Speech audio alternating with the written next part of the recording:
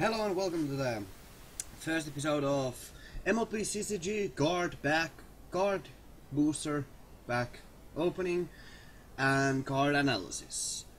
So, a little forward, I do have a little obsession with the card game. It's definitely my favorite card game, and I have gathered quite a few cards. And even though my friend who indoctrinated me into the herd, has a lot more cards than I do, I still do have a pretty good collection, I'd say. And I actually did manage to gather myself a few booster packs. A few, I'd say. Just a few.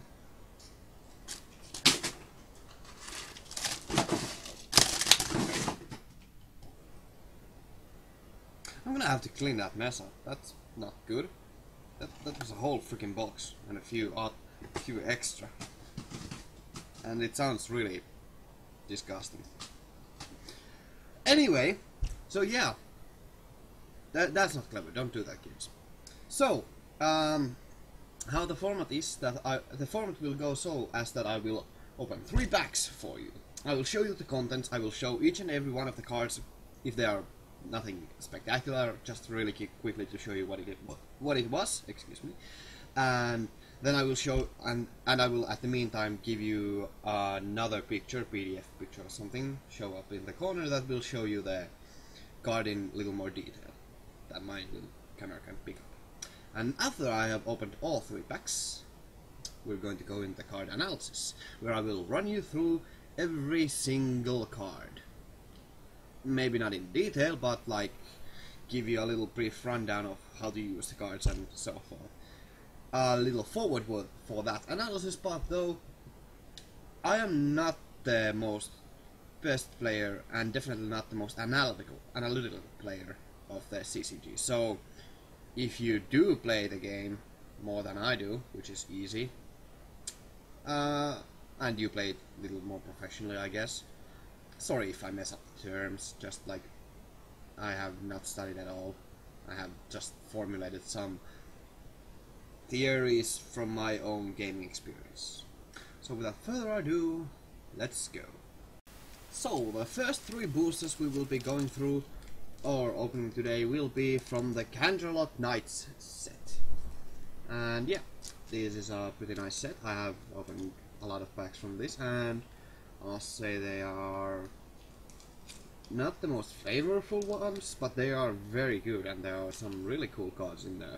So without further ado, let's go. Oh yeah, that's the right sound of opening a pack. Let's see what's in here.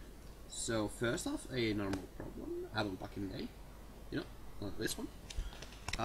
Second, Starry Eyes, just a normal common card. Sprinkle Medley, nothing too special. Oh, nothing too special here, you know, just that kinda. Fine Line, just a simple card. Compass Star, nothing spectacular. Jet Set and Upper Crust, yeah. There, see, okay, good. Chicken Costume, woodoo, yeah, it's fun. Bax Valet, okay. Fine. Then the rare of the pack. I just can't decide. Look at it. It's rare. Okay. Enough of that. An uncommon card, Impress the Inspector. Okay, this is probably the first one of this that I got. And then another uncommon card called Very Startling. Yep, and the last uncommon Hayseed, a Turnip, a Truck. Very well. That's the first pack. Second pack. That really gave a really bad sound spike there. Well, let's see. I saw some Startling, Liza Doolots. What else? Okay. Rainbow Dash. One of them. Goosegumb. Okay. Monstrous Manual, that's a funny reference, okay. Out of control, just a plain normal problem with an actually very annoying effect. Gonna talk about that later on. Purple Waters are pretty good card in general. Coco Pommel, one of them. Yep, she is a fine one. Dark Moon. Yep, that's one. And the rare of the pack is actually Hoity Toity, one of them again. Like, this is one of the menus. When I say one of them, it means the one kind of that, since there are many cards that share the same name. So yeah, look at it, it's a rare. Okay, so that's fine, I guess. Huh.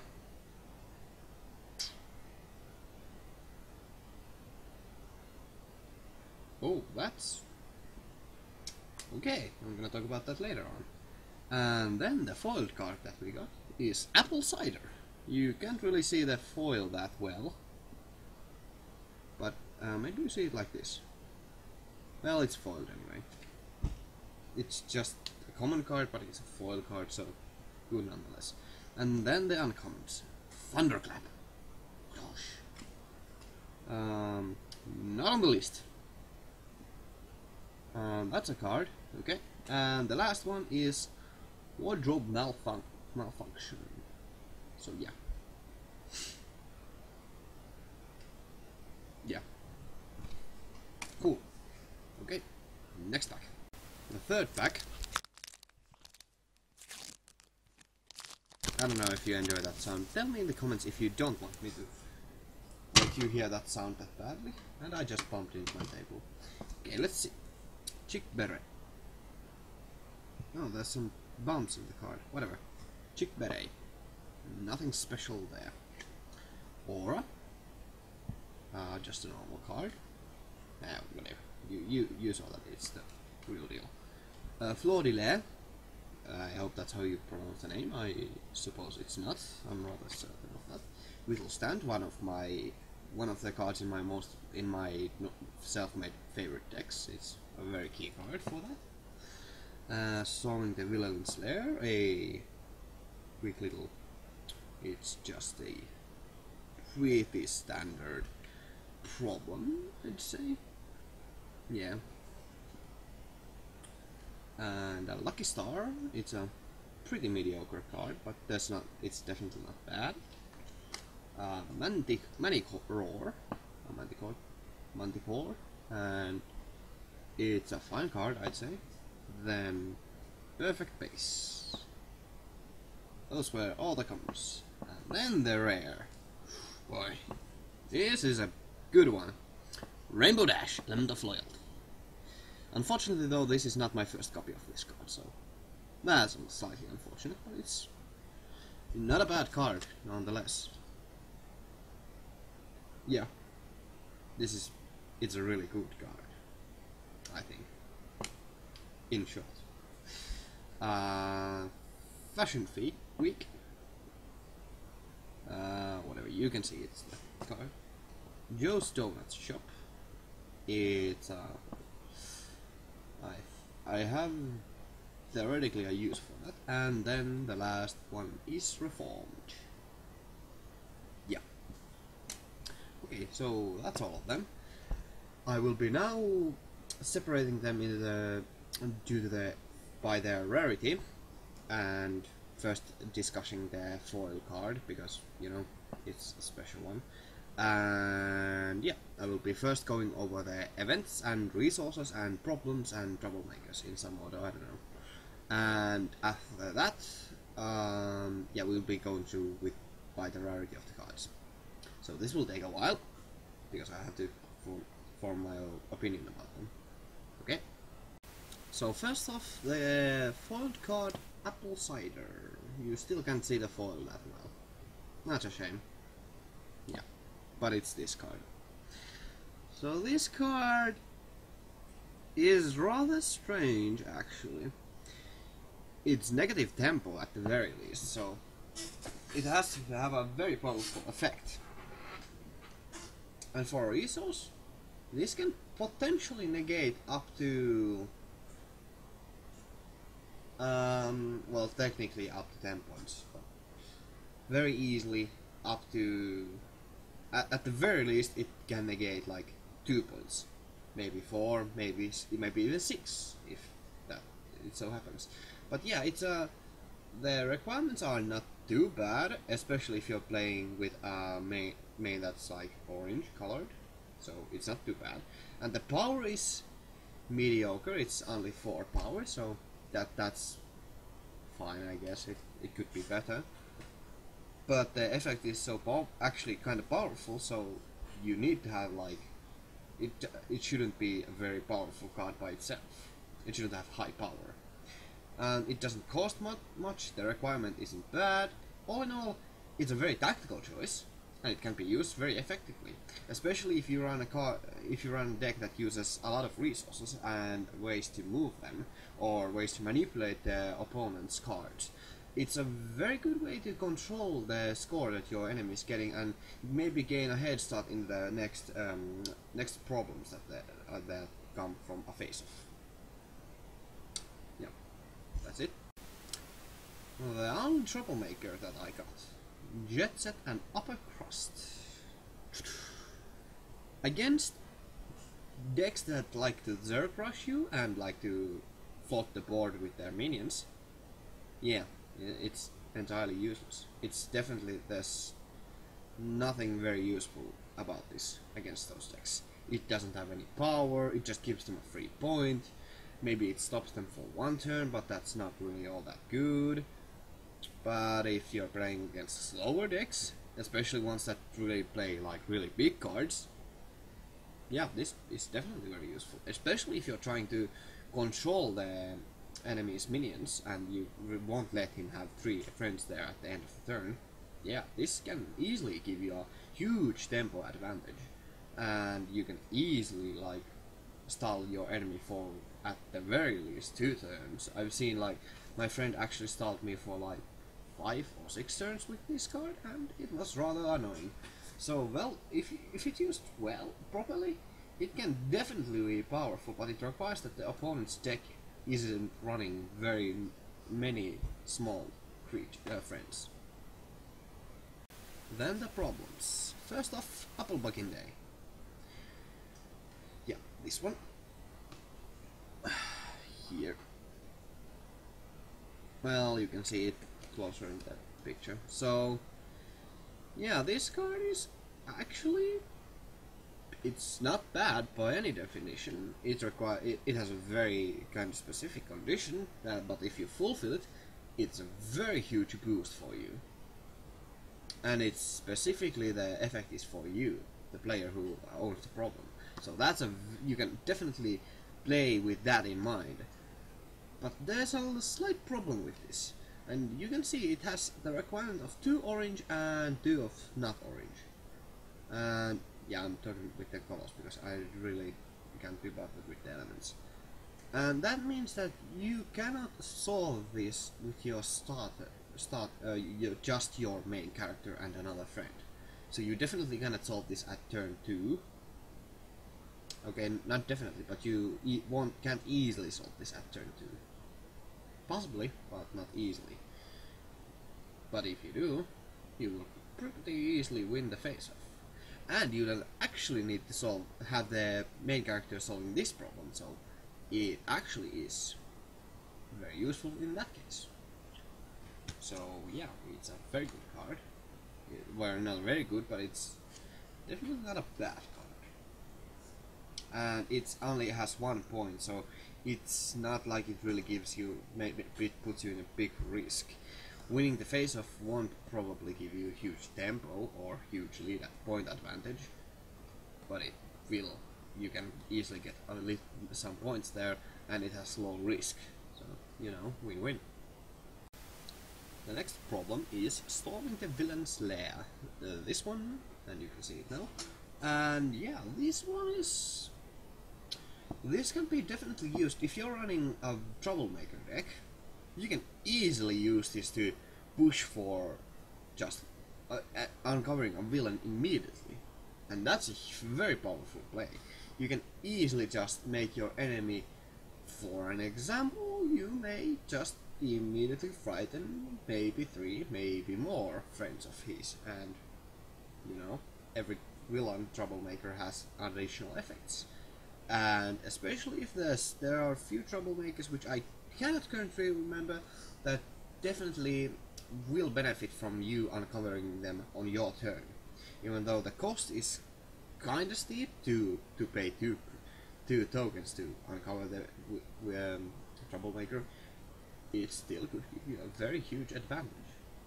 So there's actual tactical value in this, and again, for the effect, price of the effect, it's a low risk card, but you have to kind of play around it, especially since your enemy can use this to his advantage, or her advantage.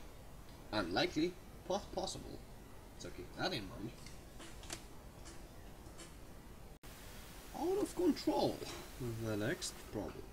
Yeah, this one, oh boy, this has really ruined some games for me. This is a very annoying problem. This can definitely ruin your game plan.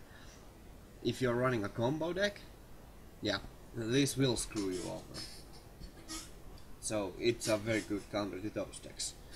On the other hand, if you're running a deck that has very many minions, why do I keep calling them minions? Many friends. You can easily float the board with them, solve the problem, and yeah, you might have to dismiss a random friend, but on the plus side, if he has a friend in the on the play and at the problem, it might get dismissed. But more likely you're just gonna lose a friend, and it's not that bad, since if you have the time to, if you really can afford to play it slow, the enemy might have to solve the problem, and he's gonna dismiss one friend, and if you're playing that sort of deck, probably his friends are more valuable than yours. So it's it requires a deck built around it, but it can be used to do great effect. Impress the inspector. You see. This one. Okay. Oh boy. I have a really bad feeling this can potentially enable some really sick combos. Not like the really bad combos, but this can enable you to do some really big plays. Not the most worst plays that can be imagined, but still. Reading a friend is actually a very powerful effect, and they are very careful to print out the effect to ready another friend. Even though the risk is slightly higher than with other cards, it has 2 points in it, bonus points, and it's harder for you to solve this, which is kinda not weird, but it's understandable for the effect. I can see this card being very powerful in the right deck. On the other hand, it requires a very specific deck that's built almost specifically around this card, and that might not be the most powerful deck that you could build, but it could be a fun deck at the very least. So there's definitely some potential in this card, I see. I wouldn't say that you should definitely put it in every deck that you have, because the requirements are far too steep for normal decks to solve, but it's at the very least usable in some decks. Then we get on to the resources, and the first off is Vittles stand. This little bugger here. And my friend hates me for using this card. I'm not gonna tell you why, but it's a very, very powerful card, and it might require you to build a deck around it, but the deck I build around it, it's probably my most powerful and my favorite deck to play with, so I really do like the card. It's moderately powerful, which is very understandable, seeing as the effect is rather powerful. It might be very conditional, but it's still a powerful effect nonetheless. The price isn't too bad per se. and the activation effect is the really key part of this. The requirement is 2 orange, and that's not too bad, honestly, and it costs only 2. That's really not that bad. The really like the worst thing in this card is that it has only 4 power, but it has a freaking powerful effect, and you can even use this in decks that are not maybe built around the card, just if you need a resource that you could use. It's definitely not a bad choice. It can definitely, like, you can imagine that you can substitute the moving a friend with playing this card. And if you use the effect more than once a game, well, there you go, it paid itself back, technically speaking. Even though you had to pay a card slot for it, and that's actually a pretty steep price, but still. In my opinion, this is a very powerful card. You're free to tell me in the comments otherwise. Chic Beret. Hey look, it's a beret. Almost like this one. I'm not wearing this, I'm only wearing this for commentaries. Okay, so... Well, if you're playing multicolored deck, it's possibly okay at the very least. It's not the worst card. The effect is it's really not that good. But at the very least it's usable in the worst case situations. Really, the way I use this card is to give the 6 power in the face-offs. And that's really the best use I can come up with this card, because it's a very specific card and it has very few uses. I have actually seen that one of my friends has used this, and it was actually kinda good there. But it was a multicolored deck, and yeah, that's kinda the requirement there. And for those decks, I can see this being used, but I personally just see it used as a powerful face-off card, not much else. Please, tell me your combos from this card. I really do want to know. How could you use this card effectively? Leave it in the comments below. The next resource is Reformed. Okay, so just taking it is at face value, this is a very powerful card. First off, it has 5 power, which is immediately pretty good. It's more than average at the very least. And the cost requires 2 yellow and costs 1 token. That's ridiculously cheap. Now, if only the effect is good. Oh, wait a minute! It might give you upwards of +7 of power to your next face-off, but it has to be in this turn. But it can still be used in various ways. On the other hand, you're gonna have to play this on the turn that before that you face off against the Troublemaker.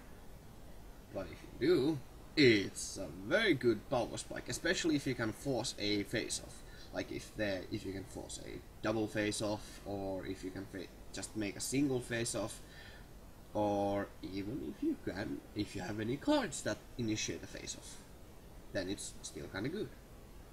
And it's a resource, so those could be used for something. But that's taking the card at the face. If we look at that cynically, it has a lot of conditions. Well, basically 3 conditions. 1. Your enemy plays a Troublemaker that you can realistically defeat easily. 2. You manage to keep this condition card played on that Troublemaker. 3. You are able to use the acquired power in that turn. And those are not the worst conditions that you could fulfill, definitely not. But they are still kinda harsh conditions, especially the last one. It's not impossible to initiate a double face-off or just a face-off after defeating a Troublemaker, but you telegraph it to your enemy by playing this card on the previous turn. That's bad. Unless you have a card that allows you to initiate a face-off with a Troublemaker immediately. In which case I can see this being a very powerful key for your combos. Otherwise, I wouldn't actually bother with this card. This is actually a very good combo piece, but as a singular card, not that useful. Next resource up is Chicken Costume. And oh boy! This is a very powerful counter for many decks. Or at least for some decks where they have friends that are exhausted.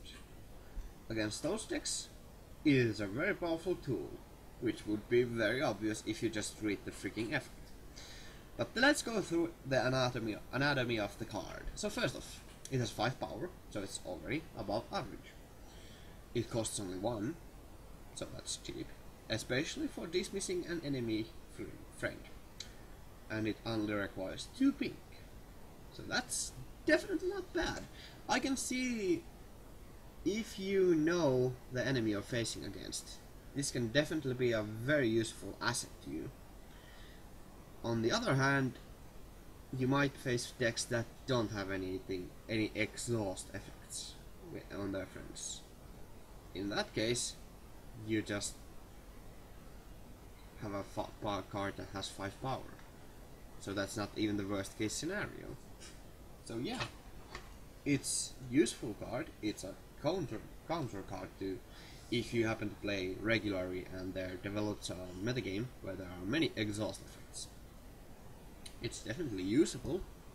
Or one way to use it is if you have your own cards that exhaust the friends, in which case you get very easy elimination card combo, and that's a very powerful tool.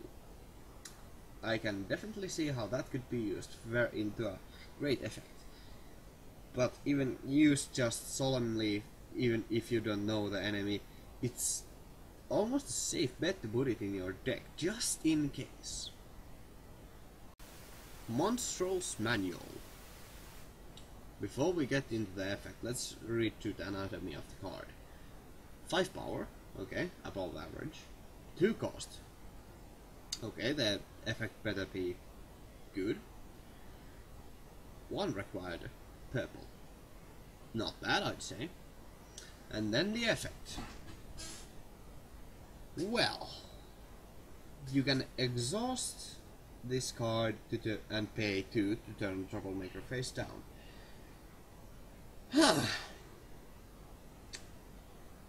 Well, there are uses for this card. Definitely not counting this out. But it's not the most useful one. Especially for one if you don't play any useful Troublemakers yourself.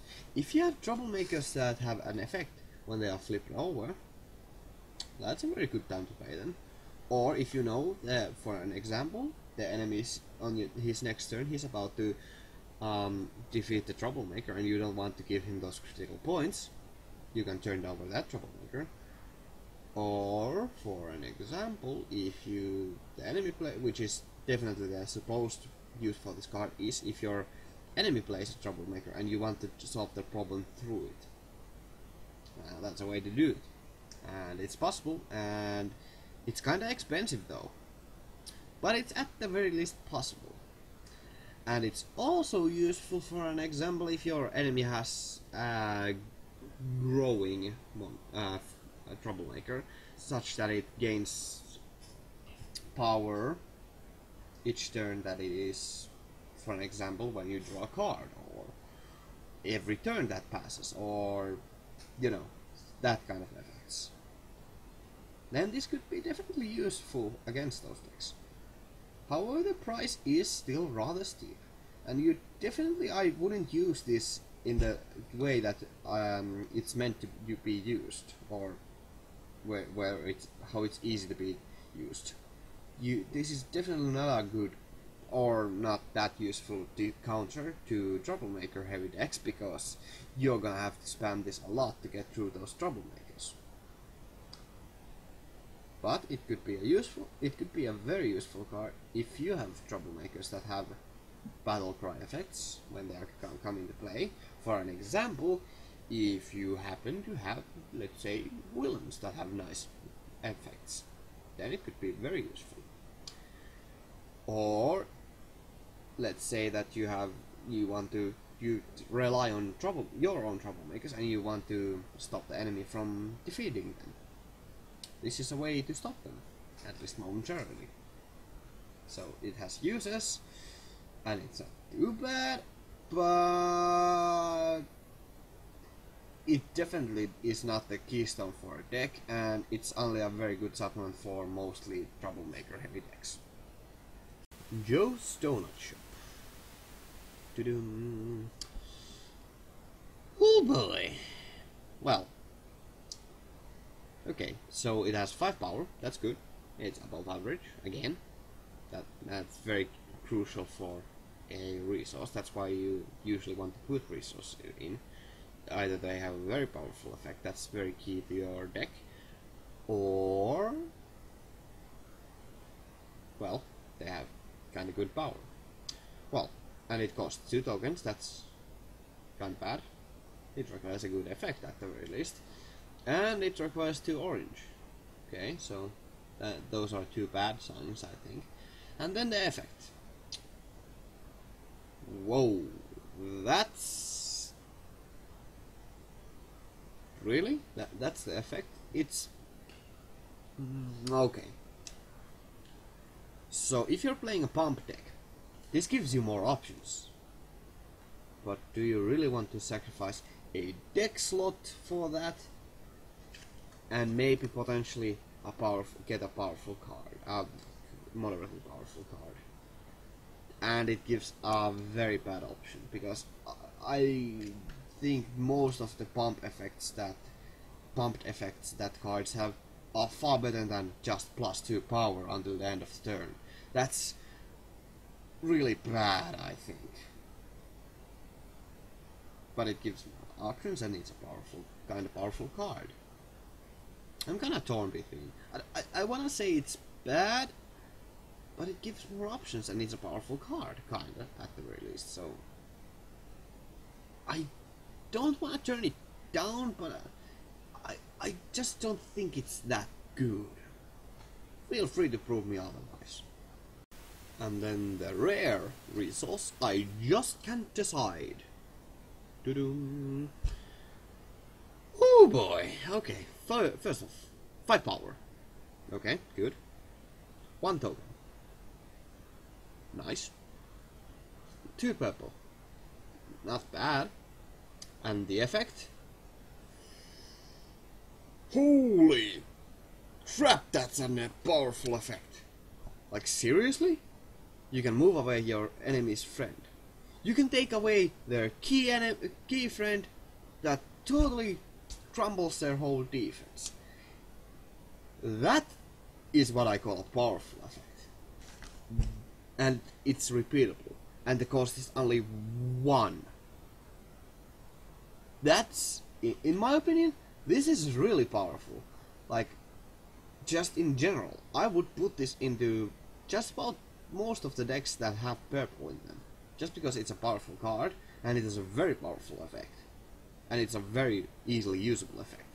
And for a deck, one card in the deck, it's not bad, and it can definitely break some enemies' decks. And that's a magnificent thing. So I think this is a very good card. I think I got an idea how to use this in my own deck. Or how to create another deck using this as a very good card for that. Because this really has quite a bit of uses. Because there's like one kind of a little hidden use that you might not realize, is that you can move your enemy's friend away from one problem and to another problem. So he will be solving that, and you could initiate a phase of there and maybe make it not that good for him. Just a suggestion. I think it could be used in that way, and it could be very useful. But yeah, it's a very powerful card. Damn, it's powerful. Then we get on to the events. These are very crucial for many decks, and they have very powerful effects.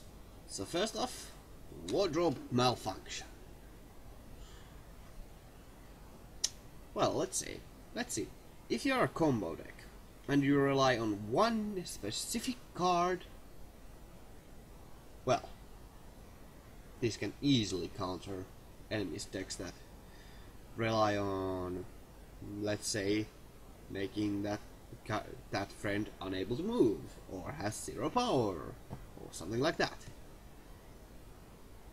And for one, again, the anatomy of the card. 5 power, good. 0 tokens, really nice. It's a good counter card. And 2 orange. Well, by the time that you have the card, a key card on play, and the enemy is looking to, let's say, disable that card, you can definitely play this. If you build a combo deck and it has orange in it, I would definitely recommend putting at least 1 copy of this, because you never know when you run into that one guy who wants to, well, break the friend's legs, you know? So it's useful to have something just in case for that. Next event. Very startling. Okay, so first, 3 power. Okay, that's not good. 0 tokens. Good. 3 requires 3 pink. You better be good, card. Dismiss all friends. Oh. With power of 1. Oh. Okay, so there are some cards that I have cursed over and over again because my friend plays them, and they just happen to have a power of 0. So this is definitely a very good counter to those. However, putting this in your deck weakens the deck a lot, and if your enemy is not playing any friends with printed power of 0, yeah, you're out of luck. You're really screwed over yourself. Kinda. You wasted a deck slot, and it's not that powerful card. Well, that sucks for you, but you have to make that call. Are you willing to take that risk? Because if you do, if you win the risk, you can disable an enemy's deck. On the other hand, if you lose the risk, you have a useless card, which is not that useful even in face-offs. It's actually kind of weak. But that's the risk you have to take. I personally wouldn't put that in many of my decks if I didn't especially know, explicitly know that my friend is running some friends. For an example, a Critter deck. Yeah. That's my opinion. Not on the list. Next event.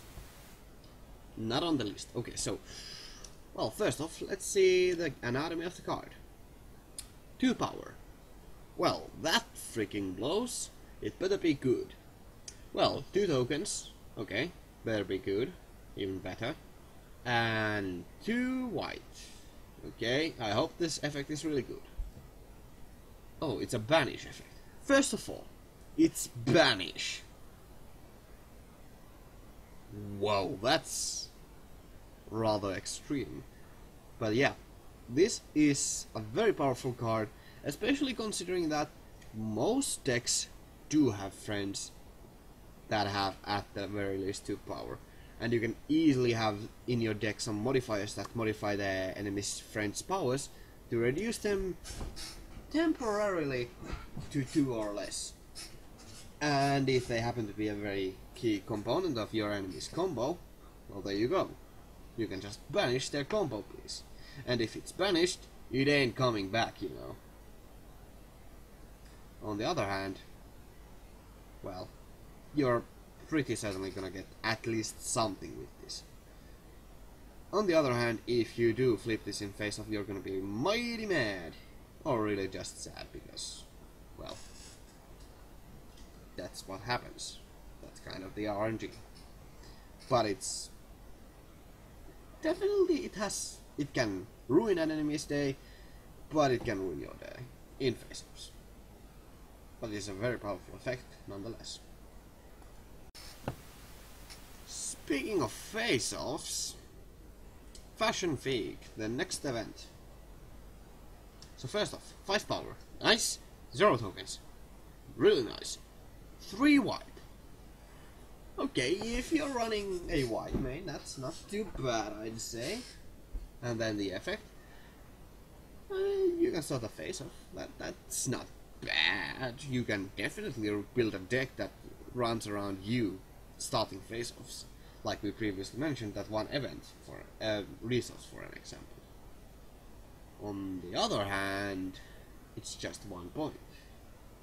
On the other hand, it doesn't cost anything, and it has 5 power. You know, you can easily, this is very definitely a core card for face-off decks, but I'm mostly just for those. I think you have better options if you are not building a deck that requires fate, or that is based around face-offs. But it's possible, at the very least. So, you know. Especially if you're running, like, maybe decks that have many pump effects. That's an idea. Damn it. I shouldn't have told that idea. Oh god. I hope my friend isn't watching this. He probably is. Okay. Thunderclap, the next event.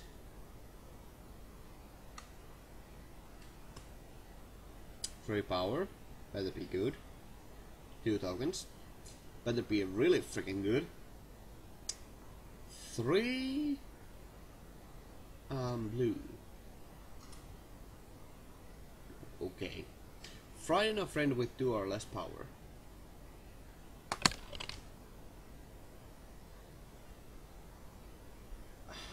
Okay, so maybe you just want something to disable the enemy's friends, and you...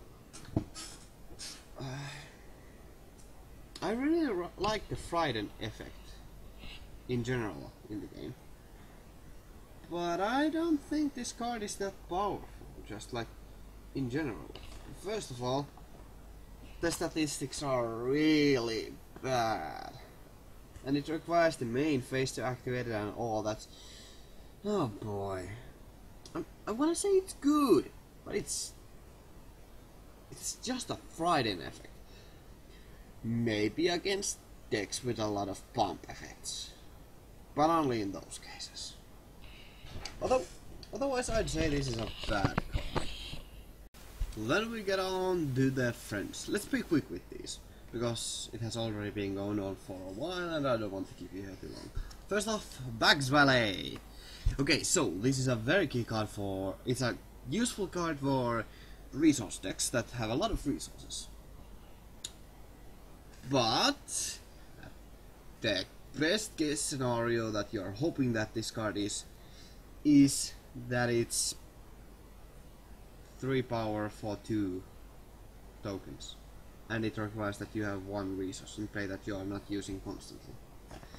So, okay card, yeah, it's an okay at the very least, but it's definitely not that powerful. It's useful, not that good. I would definitely not run this as a first choice in just about any deck.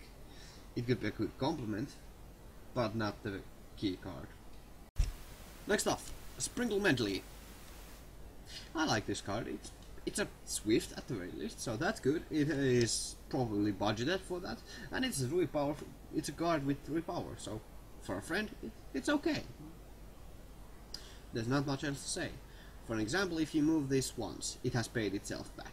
If you move it twice, you're gaining value. It's as simple as that, really. Dark Moon Cold is the next one on the chopping block. Oh boy! No. This could be useful in very few decks. I don't think it's just not worth it. Maybe in some, but definitely not most decks. Rainbow Dash, Goosebump Giver.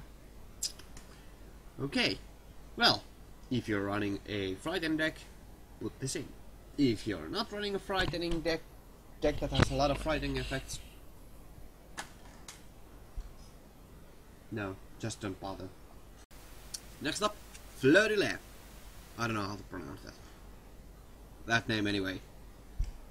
Okay, so potentially, at the very least, if your main is with this this card, and it's the same color, it's 3 power for 3. The downside is that requires 3 white. And it's not guaranteed 3 power. Okay, that's kind of bad. On the plus side, if you're in face-off, it's 5 power for 3 tokens. And that's a very powerful play. So it can be used, especially if you depend on face-offs. Then it's a very key card. Otherwise, it's not bad at the very least. It's really your choice if you want to run it.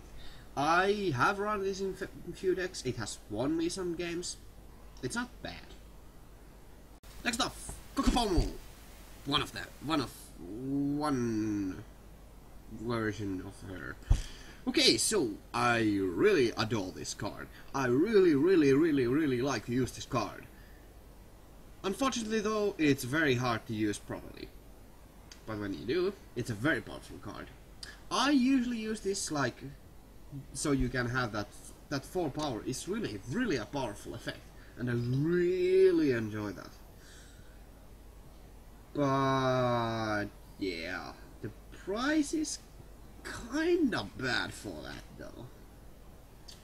Well, at the very least I can say you can definitely use this as a standalone. You don't have to build a pumped effect deck, because this is a very powerful effect and you don't want too many pumped effects hogging those cards. And this is a fine choice if you want at the very least one, because this can give you a very useful temporary power boost, and that will give you a really good edge at some face-offs. So I do like this card. I think I like it too much, considering that it's not the most powerful card ever, but it has some uses. Some pumped effects are definitely more powerful, but this is not bad in my opinion. Definitely not. You don't even need to move this card to. You don't need to move this card to gain the power, benefit of the power. So that's, in my opinion, good. But I just like to play that sort of decks. You play a friend and you give the power to her or him. So yeah, I think it's good. It's probably not as good as I think it is, but it's still, in my opinion, at the very least, usable. Next off, Starry Eyes. Another one of definitely like the Bag's Valet, except for face-offs. That's even worse. No, just. Oh boy. Okay, yeah, purple has a lot more resources that can be floated and that don't really do that much, and you don't definitely need to use them all every turn. Still, I really don't recommend using this card. You might want to use it. I don't. This is mostly my personal preference. I can see how you want to use it and how it could be used to a pretty good power, especially considering that you could stack this effect. Like if you have many resources at home, yeah, you can definitely gain a lot of power with this. And yeah, it could be useful, but I just personally don't like it. I have to make a little clarification on Bag's Valet though here. Yeah, exhaust one of your yeah. I can see how these two can be used in different occasions. Starry Eyes is kinda better, because you can use it in more occasions. But I don't think they can be used. I just personally don't really like that much to use them. Starry Eyes, okay, I changed my mind. If you use a deck that uses a lot of resources and you don't need to activate them every turn, yeah, sure, go for it. You can have a very powerful face-off card. I don't like it, but I can see why some people would. Next up, Compass Star. Okay, so 3 power for 2 tokens. Simple as that. It's value. I really like these value cards. This is the better value card is one that requires 2 of some color, 1 token, and gives 2 power, because that gives you higher token to power ratio. But this is not bad. I like this. I do use this quite often, maybe too often. I think it's powerful. Tell me in the comments if I'm wrong. I like it. I like these cards that have high value. Next, friend, Perfect Base. Okay, so it's a bump effect. Okay, plus 4 power. Yeah, not bad. Costs only 3 tokens for 3 power. Okay, that's understandable. And the bump effect is only for face-off. Well, that's not the worst thing, and in case you happen to get more cards underneath it, you can get a lot more powerful face-off going on. You know what I'm saying? Yeah, I can see why people will use this. I think I might use this as well. I do actually have quite a few of these, since it's just common. But yeah, it has its uses, and it's definitely not lost value. So that it's not bad. And it has only 2 requirements, so that's not too bad. It's not too bad. It's probably better than I give it credit for. It's actually a very powerful face bump effect, I think. I might be entirely wrong. Next up, we change color once more. Liza Doolots. Liza Doolots, whatever, how you name it. Well, okay, this is another one of these specific counter cards. So you can dismiss a resource. This definitely has its uses. Against, well, it's very obvious. If the enemy deck is running resources, this has value. Especially if only if those resources are played on friends. However, if the enemy deck is not, it's bad. Simple as that. It's 1 power for 2 tokens. You're kinda screwed then. It's basically just a metagame goal. Next up, Fine Line. Jeez.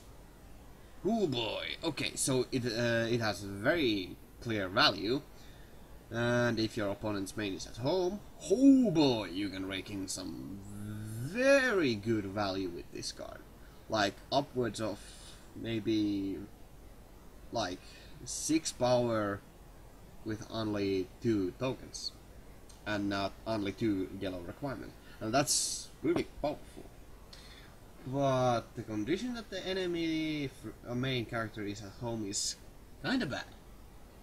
But in the worst case scenario, at least it's 2 power for 2 tokens. So it's not the worst case scenario. It's not that bad. So it can be very potent, and at the worst case, it's not awful. Manny Roar. Okay, another resource counter card. Well, this is even more generic than the previous one of those that we talked about, or that we talked about, whatever. Well, you can just dismiss a resource. Wow, that's a powerful effect. On the other hand, I hope you're not playing resources yourself, because if the enemy doesn't have any resources in play and you do, you just dismissed your own resource. And that's kind of the reason why this is balanced, I wanna say. Even though it's still, if the enemy is playing any resources at all, well, for basically 1 token, you have removed a resource, and it might be a very key resource for the enemy. So it's definitely a very good resource destruction card. And at the very worst, case, it's yellow and it's a critter, so it's not that bad. And it's only 4 tokens for 3 power. Yeah, it's not that bad. 2 yellow requirement though, that's... well, it's still not bad. Could be worse, I think. Not that bad. Even in the worst case. And in the best case scenario, whoo, you just blew right off the value chart. You wanna talk about value cards? Purple Waters. This is where it's at. These kinds of cards are my favorite. 1 token for 2 power. Powerful card. Simple as that. I have very often beaten the game with playing 3 of these kinds of cards. And just giving a surprise boost of power in 1 problem, and voila! I won the game with that. I really do like these cards. Definitely too much, because admittedly it's only 2 power. And it really will weaken your deck quite a bit. But yeah, I really like these cards. It's simple as that. It gives you value. It's good, in my opinion. A lucky star. Well, the best case scenario is that it has 3 power for 2 tokens. Definitely not bad. And it has only 1 pink requirement. That's definitely reasonable, and if you're playing with pink main, well, you're certainly going to substitute this for your usual 2 token 2 power friend, because why wouldn't you? And the main character has to, opponent's main has to be at home. Okay, that's kind of bad, but you know, it's manageable, and it's not a bad card in the worst case scenario at the very least. So all in all, it's okay. Not bad. Not the magnificent card that it could be, but it's not bad. It's very usable. I use it very often, actually. Aura. The signature card for the pink faction. Would you say? No? Okay.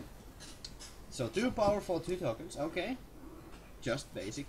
Requires 2 pink. Oh, okay. Requires at least some effect. Has the random keyword. Well, let's say that you build a deck that relies on the random effect. Let's say that you have, from a 60 card deck, 20 to 30 cards with 1 power. Voila! You have suddenly raised your face-off power from 1 to minimum of 2. From minimum of 1 to minimum of 2. The random keyword, in my opinion, is not the most powerful. Definitely not. But you can build a deck around it, and it can be very powerful. Well, that's good. It's not bad. It's definitely the most... I wanna say it's the most costly of keywords, or the signature keywords, and I think it is. I should do some research on this, but from going on the top of my head, I think this is the most costly of keywords. Oh boy! Okay, so the only uncommon friend that we got is Hayseed, Turnip, whatever. Okay, so 2 power for 3 tokens. This better have a powerful effect, and it has 3 orange requirement. Oh boy, better have a powerful effect. Well, the bump effect is... it's kinda good, actually. It's not bad. The requirements are, in my opinion, a bit too bad for this. I would use it if it had, like, at the very least, 1 less orange requirement. If it costs only 2 tokens, whoa, that would be actually overpowered, I think. But as it is, I don't know, you can't really balance this card that well. Or you could, but yeah, that would require a complete rework, and that's not going to happen with physical cards. But it's not bad per se. It's not the most powerful flip effect, but it's not bad. It's useful. Not maybe in pump decks, pumped effect decks, but it could be used. So then we move on to the rare frames. Hoity toity! Oh boy! Well, first off, 3 power for 3 tokens. Okay, acceptable. 3 white requirement. Okay, it better have a good effect. Okay, counter friends with pumped.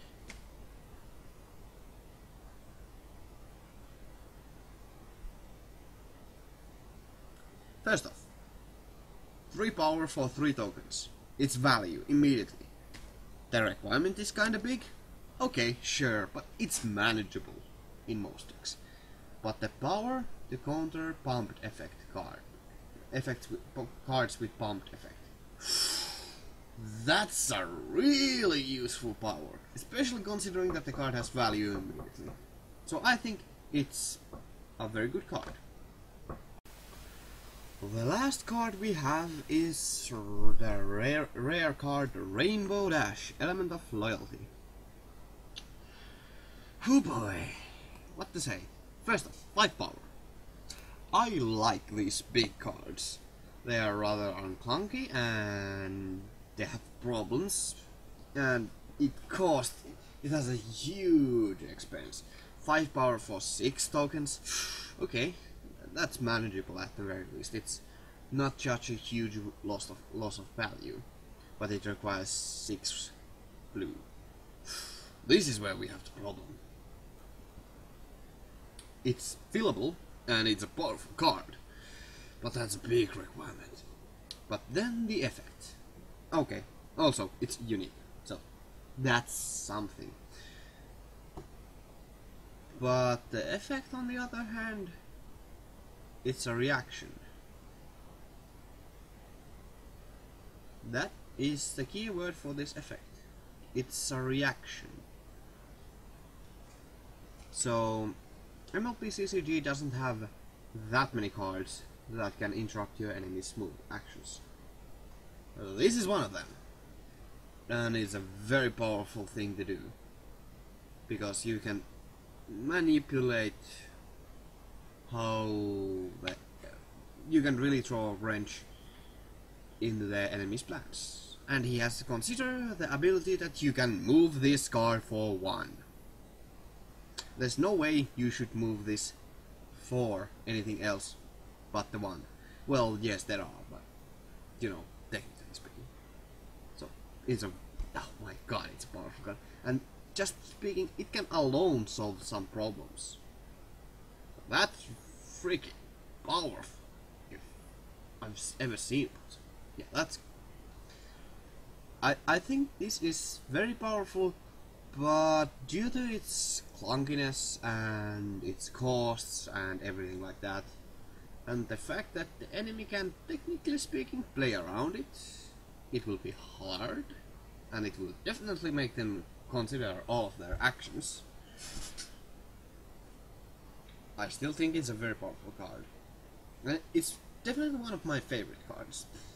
Just because I like these cards that are powerful, but have technically a big drawback. For this card, the drawback is that it requires 6 blue to play. And it's unique, but that's the big drawback.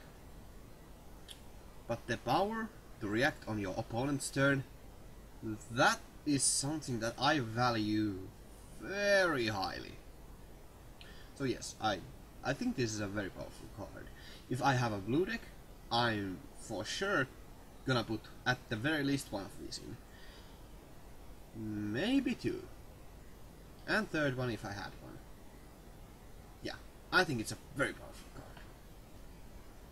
You can tell me how wrong I am in the comments, because I really could be very, very horribly wrong. Okay. So, that was all the cards. Tell me in the comments, did you enjoy this episode? Do you wish me to do something else? Do you want me to, for example, have a scoring system for the cards? Do you want me to talk about the art or the references or anything about the cards? Please let me know. I wish to, get feedback. I did enjoy this. I have been thinking about the card game for far too long. But yeah, I'm still gonna continue doing this even if these don't get any views, because this is fun and it allows me to think about the card game more. And I really do enjoy the card game far too much. I've spent far too much money on it. Well, that's my problem. But with that out of the way, I thank you all from the bottom of my heart. Thank you for watching. Have a great day. Gun move.